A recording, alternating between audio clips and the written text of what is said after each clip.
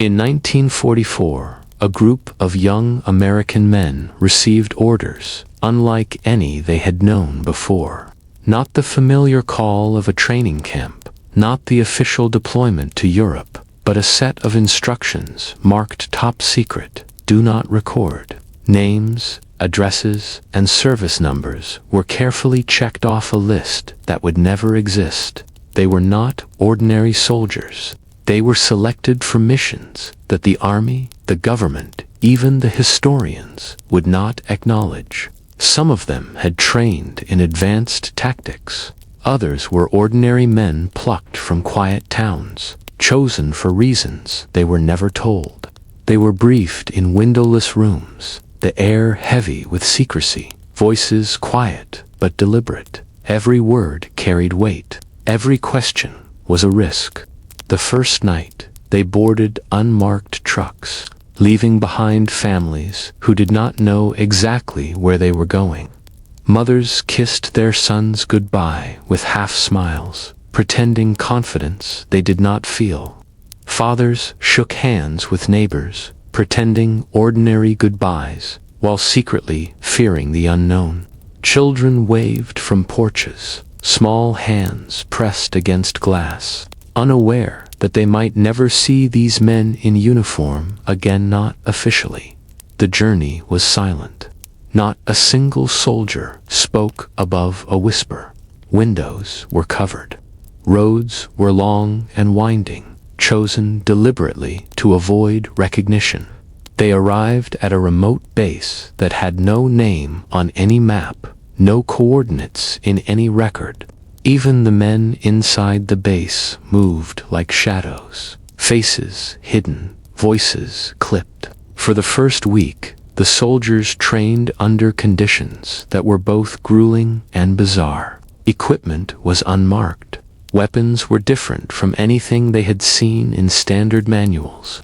Orders were given and executed without question, but the reasoning was never explained. If anyone asked, the answer was always the same: do your job, don't exist. Some of the men began to understand the meaning behind those words slowly. Their identities were being stripped, not physically, but officially. Every action, every mission, every risk would vanish from the books. They were alive, they were serving, but history would pretend they were not here at all. A young recruit wrote a letter home on the second day, only to be told that it would never leave the base. For your own safety, the officer said. The world cannot know you exist. He folded the envelope carefully, tucked it in his coat, and left it in a drawer, knowing it would be destroyed soon. Days turned into weeks. Missions were carried out under cover of night. They were sent to locations that had no official existence: abandoned towns, hidden forests, underground bunkers. Sometimes they acted as decoys. Sometimes they retrieved intelligence that would vanish into secret files never meant for public eyes. Each mission succeeded or failed in silence. No medals, no acknowledgments, no photographs. Only memory, only experience. Only the quiet understanding that if they died, no one would even be able to confirm it. The mental toll was immediate. Men trained to follow orders, but even obedience has limits when reality itself denies your existence. Friendships formed quickly, silently, because trust was all they had. Conversations were guarded, laughter rare, dreams haunted by the question, will anyone ever know we were here? Occasionally, they would encounter other units in brief, carefully orchestrated crossings. To the outsiders, they appeared as civilians, or as different soldiers entirely. No one could speak to them directly. Identification cards were false, papers were missing, stories were rehearsed. Even comrades in other branches were unaware of their presence. They were ghosts in their own army. One night, after a mission deep in enemy territory, the men returned to the base, and found the maps they had used burned in a fire. Notes they had carefully taken disappeared. Evidence of the operation vanished in smoke and ash. They stared at the flames, the crackle of burning paper filling the air.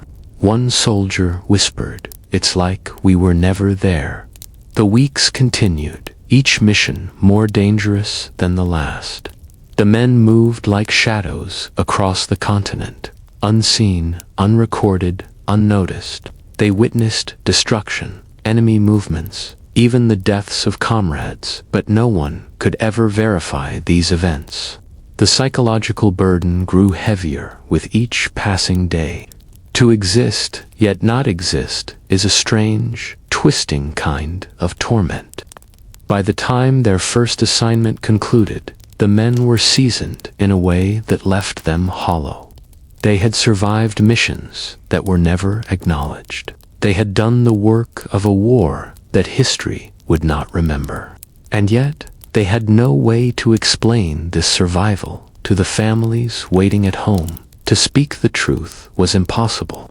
The truth did not exist in official channels. The command gave them a final instruction: return home, but erase yourself from history.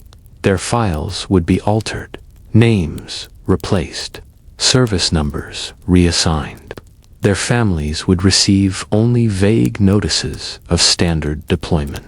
Any letters, photos, or mementos that could reveal their true path would be destroyed. As they left the secret base, they looked back once at the gates, already disappearing in the night fog. For the first time, fear of being forgotten mingled with relief at survival. They knew that even if they returned alive, life would be different. Every story they could tell would be incomplete. Every memory would carry the weight of erasure. And yet, despite the silence, despite the absence of recognition, these men carried with them a profound truth. They had existed, they had fought, they had survived.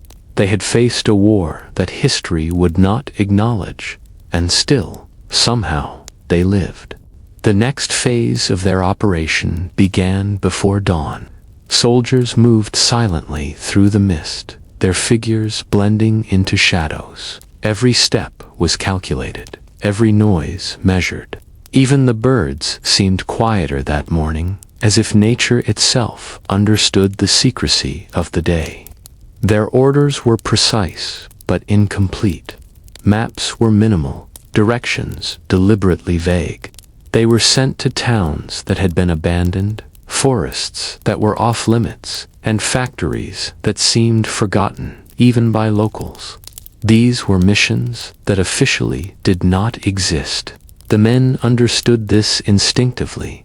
Every mission succeeded in silence, and any failure would be invisible. Communication with headquarters was rare, encoded, and untraceable. When messages arrived, they contained only fragments, like whispers from a world that pretended they were ghosts.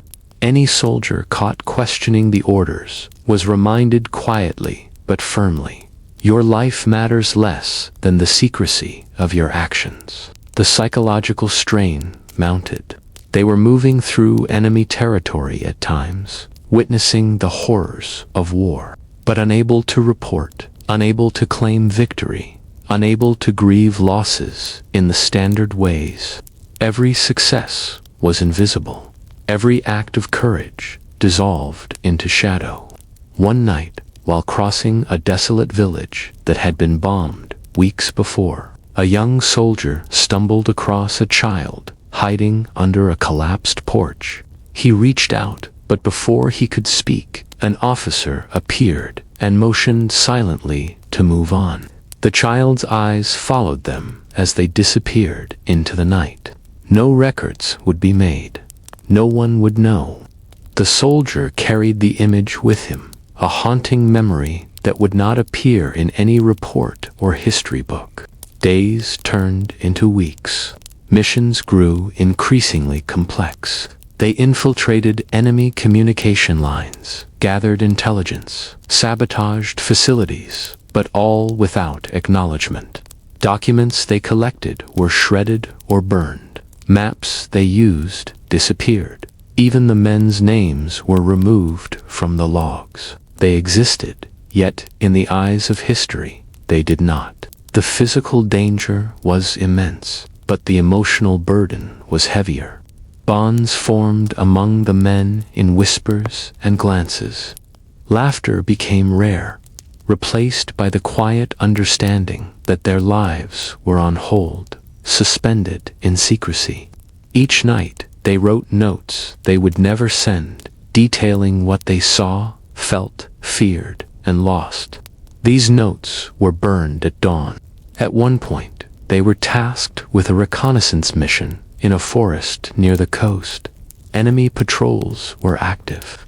The men moved silently through trees, avoiding detection. Suddenly, a skirmish erupted. Bullets tore through the underbrush. A comrade fell. There was no official record of the casualty, no medals, no notice. Only the group, carrying the injured, retreating silently through the mist, each step a defiance of a war that would not acknowledge their service. The mission took them to towns that seemed erased from maps. Streets were empty, doors boarded, signs faded, civilians were scarce. Occasionally, they would see a shadow of life, a woman in a window, a man working in a field. They never spoke. They were glimpses of normal life in a world that seemed to have forgotten them. The men passed through silently, ghosts in a living landscape. By the third week, exhaustion set in. Fear, tension, and secrecy weighed heavily. Sleep was minimal. Meals were brief and functional. Each soldier carried not just his weapon, but the invisible burden of a war that refused to record him. Every night, they lay in tents or under the stars, staring into darkness, wondering if anyone, anywhere, would remember their deeds. The officers overseeing them remained calm, almost indifferent to human strain. They were reminders of the world that dictated erasure, moving men like pieces on a chessboard. Every decision, every maneuver, was measured for secrecy rather than outcome. They succeeded in teaching the soldiers one unshakable truth: your existence is a tool. History will not honor you. Occasionally, letters from home arrived, vague, nonspecific, censored. Families sensed their loved ones were engaged in extraordinary circumstances, but the full reality was never conveyed. Each soldier's personal story was fragmented, invisible to the world, preserved only in memory. And then, one mission changed everything. The men were sent to intercept critical intelligence at a facility miles behind enemy lines. Success was vital. Failure was unthinkable, not only for the mission, but for the lives erased if anything went wrong. The operation unfolded with precision, danger every step of the way. They navigated dark corridors, avoided detection, and retrieved the intelligence. But as they returned, one soldier was injured. Medical attention was delayed, limited, and undocumented. No one would know his sacrifice except the men who witnessed it. The weight of the mission, the secrecy, and the unrecorded lives pressed down heavily on them. As they boarded unmarked vehicles to return to the hidden base, a profound silence fell. Not just the absence of sound, but the silence of recognition, the absence of acknowledgement. They had survived, they had succeeded, but in every official sense, they had never been there. The soldiers understood fully what it meant to be invisible. Every memory, every fear, every act of courage was theirs alone. They carried it quietly, like a secret buried deep in the heart. To speak it aloud would be meaningless. No history would record it. No family would be notified of the deeds performed in the shadow of secrecy. And yet, despite the silence, despite the erasure, these men were bound together. In whispers, glances, and shared understanding, they carried proof of existence that no document could provide. The world might forget them, but they knew the truth of themselves. The mission ended, but the soldiers' ordeal was far from over. They returned not to medals, not to celebrations, but to silence. Their arrival home was quiet, almost surreal. Families welcomed them, yes, but the official paperwork never reflected their service. No ribbons, no promotions, no recognition. Officially, they had never existed. A young man stepped off the transport in his hometown. Children ran past him, not recognizing him. Neighbors nodded politely, unaware of the invisible history he carried. He went to the post office to inquire about pay and leave. Forms were incomplete, records missing. The government could neither confirm nor deny his deployment. It was as if the war had happened elsewhere, and he, its participant, had never existed. Some returned to the homes of loved ones, only to find that letters sent during the mission had been censored or destroyed. Mothers and fathers who had prayed for their safe return were unaware of the danger endured.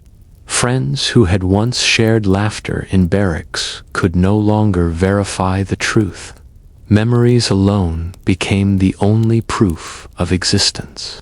One soldier sat on a porch at night, staring at the stars. The air was familiar, the smells comforting, yet everything felt hollow. He remembered the missions, the secret towns, the intelligence he had risked life and limb to retrieve. But no archive would hold his story. No historian would write his deeds. The war had moved forward. History had recorded battles and victories, but he remained invisible. Families struggled too. Children grew up sensing the absence, parents grieving silently, knowing that their loved ones had survived extraordinary ordeals, but the world did not acknowledge it. Some soldiers attempted to explain, but words fell flat. Official letters, censored correspondence, and destroyed records created a barrier between memory and recognition. The psychological toll was immense. Many suffered in silence, feeling the strain of being both hero and ghost. Bonds formed in secrecy during the missions remained strong but unspoken in civilian life. Soldiers met quietly, sharing fragments of stories, knowing that speaking aloud could draw attention to secrets better left buried. They were united not by public recognition, but by shared experience invisible to the world. Occasionally, society would demand proof. Veterans organizations, official inquiries, even historical researchers asked for documentation. The men could offer none. Papers were missing, files destroyed, and their deeds unrecorded. Their courage existed only in memory, fragile and irreplaceable. Some tried to write memoirs, but even publishing was impossible. The missions were classified for decades, and releasing information could endanger lives, so they carried notebooks with scribbles that no one would read, letters never sent, photographs that faded with time. They lived among the living, yet their histories were hollow. One soldier, years later, revisited the small towns where he had been deployed in secret. Buildings stood empty or repurposed. Streets had changed. People remembered nothing unusual. He walked alone, tracing invisible paths, remembering moments no one else would ever know. The weight of absence pressed down with every step. The war, for the world, had ended. For him, it had never begun. The human cost became clear. Families never received closure. Friendships strained by secrets. Emotional scars unhealed. The soldiers carried the burden quietly, their heroism unrecorded, their sacrifices invisible. Some lived long lives, quietly teaching children to value memory over recognition, courage over applause. At night, some would sit around tables with other survivors, quietly comparing experiences. They shared fragments, small confirmations of existence. Laughter was rare but genuine. Tears were common. They had survived what no history would acknowledge. They were living proof of courage, erased from the books. The ultimate truth settled deep in their hearts. Existence cannot be validated only by records. Even when history forgets, even when recognition is denied, survival, memory, and shared human experience remain undeniable. When the last of these men passed away, the missions remained a ghost story of war unrecorded, uncelebrated, forgotten by archives. But the impact endured in the lives they touched, the courage they carried, and the invisible legacy that only those who had lived it could truly know. And so, the story of the soldiers who were never recorded stands as a haunting testament to the human cost of secrecy. They returned, alive, yet invisible. They fought, yet history ignored them. They survived, yet the world pretended they did not exist.